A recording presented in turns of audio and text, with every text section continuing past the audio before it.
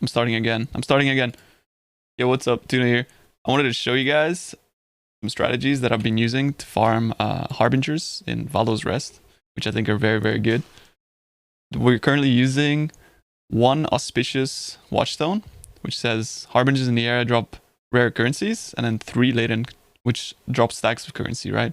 So this is going to really juice up our Harbingers. It's going to give us a rare and more stacks of currency. For our Atlas passives, we are going Ominous Arrival, Diplomatic Escort, Outbreak. This is just to get a good amount of blights for free, which are very strong. And for the middle passive tree, we're going for full juice here. So we're running Neural Pathways, Secrets of the Stone. This is to buff our watchstones. Close Allies to get more master missions, which is always good. You want to stack these up. Remnants of the Past to drop more Guardian maps. And then I'm going for Adept Tracker and Atlas Awaken. Atlas Awaken is just going to drop more currency from the boss. And this is going to make it so your Seer spawns are faster, which Seers is a good amount of money. I did not include it into the breakdown of this strategy, although I did juice up the maps that I got from Zana, so that is included in the strategy. You can see here that from the Harbingers, we drop a lot of currency. We also drop a lot of oils, a bunch of blighted maps from the blights themselves, which sell for a lot of currency. We're dropping some synth maps. We're also dropping a lot of Guardian and Elder maps. These cost around 30C at the time, so about 28 to 30C, and these about like 15C or something like that. For tier of maps, tier 16s, in 50 maps, we dropped... I'm not going to count them right now, but we dropped a lot of maps in 50 maps, basically. These are all the maps that we've dropped from a total of 50 maps. So you can see that the sustain is insane here because of how much maps the Harbingers are giving you. We also dropped some Scarabs. And notable drops would include the Inscribed Ultimatums. These are the only 2 that I bothered to pick up. So the 2 Inscribed Ultimatums that I dropped is double 4x currency. Mind you, this is not included in the breakdown of the currency, as these are lucky.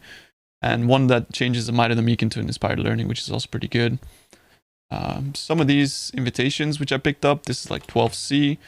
This one here is another 12C. So that will come into the breakdown, some fragments and things like that.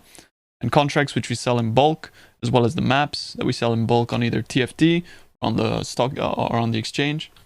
So yeah, and let's get into the breakdown. In 50 maps, we made around 6,422 chaos.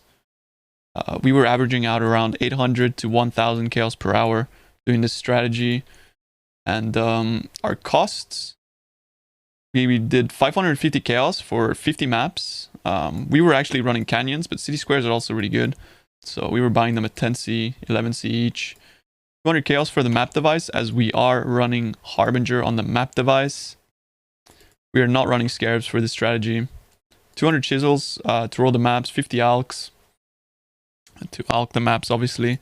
We used 134 chaos on 66 excellence and 28 chaos in prophecies. So all up, we spent around 1,000 chaos for the entire strategy.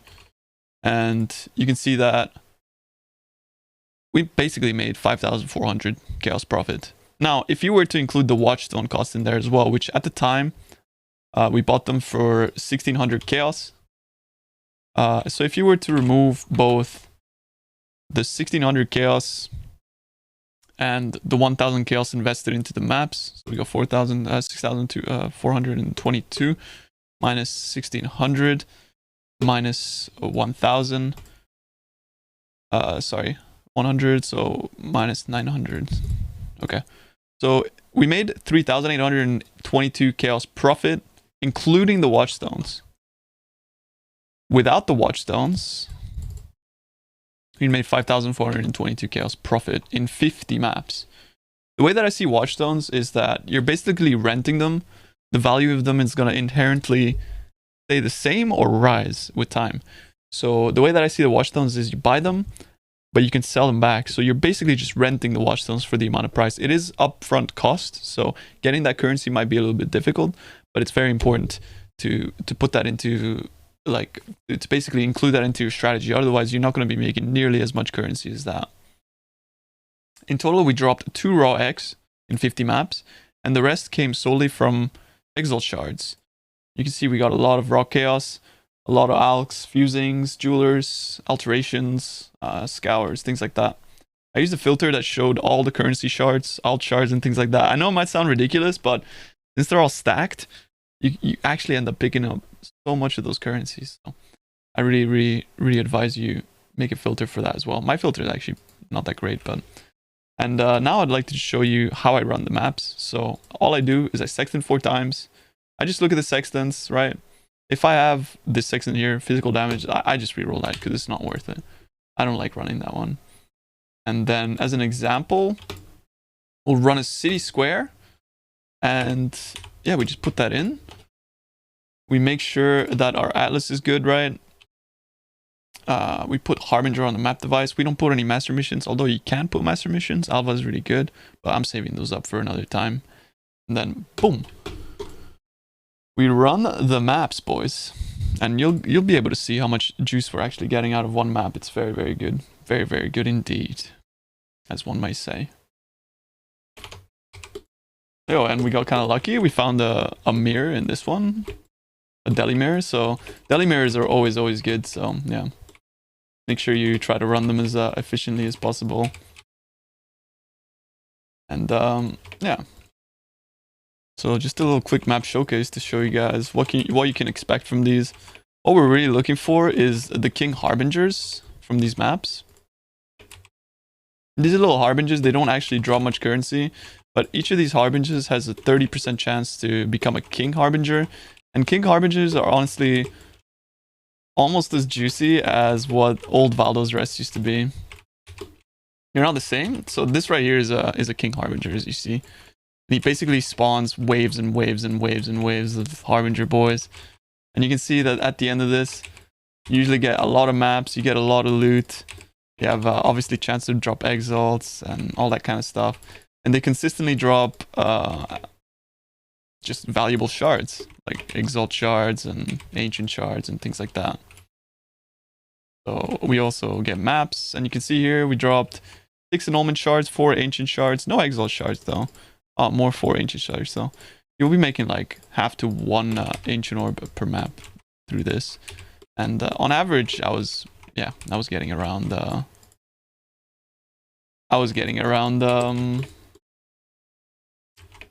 quarter of an exalt in shards per map. So I'll just finish running the map here real quick, and then we'll wrap up the video with my thoughts on the strategy and what you should be doing going forward. Yeah. And obviously there's a chance of getting like mirror shards and things like that as well, but I have never seen one. I think if you consistently farm this zone, you will eventually find one. You will luck out and find a mirror shard, so that's pretty cool. But I have never found one, so you might consider me lucky from some of the rare drops that I gotten, but when it comes to mirror shards and things like that, yeah. So when it comes to Ultimatum, I did every single Ultimatum. I forgot to talk about that. I did every single Ultimatum except for the stand in the circles one, because I think that standing in the circle actually slows you down in the long run, right? Like you want to run more maps rather than run like try to squeeze everything out of your map, because essentially the Harbingers are going to make you more money than the amount of time that you spend sitting in a stand in the circles. Although it was buffed yesterday and I've yet to test how good it is now.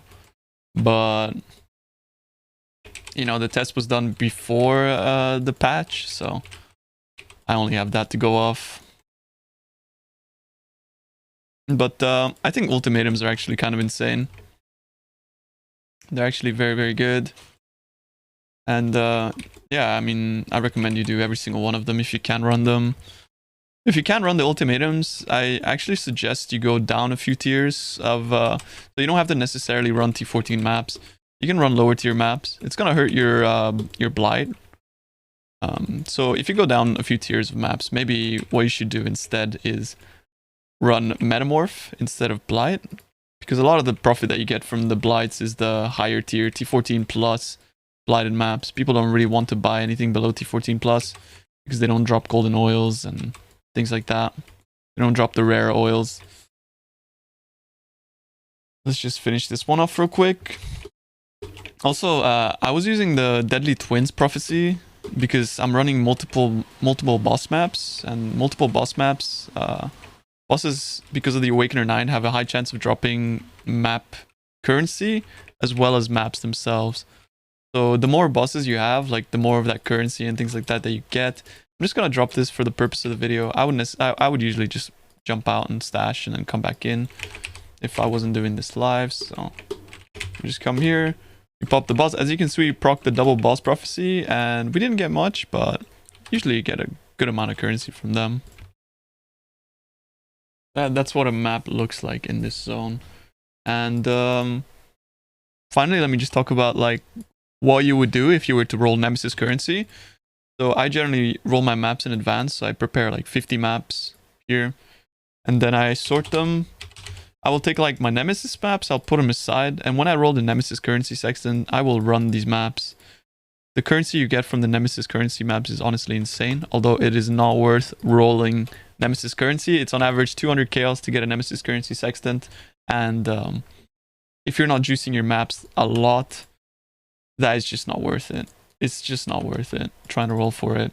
Our strategy revolves around the fact that we are putting almost no input into our maps. We're just alking, chucking some prophecies, rolling whatever sextant, rolling Zana mod, and just going. So by doing that, I think 6,422 chaos is honestly absolutely insane for 50 maps. The faster you run these maps, the more profit you're gonna make, and I really recommend this strategy. So yeah, there it is.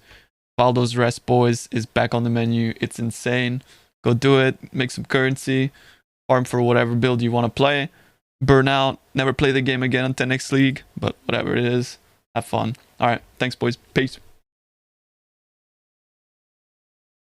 Alright, yo, was that good?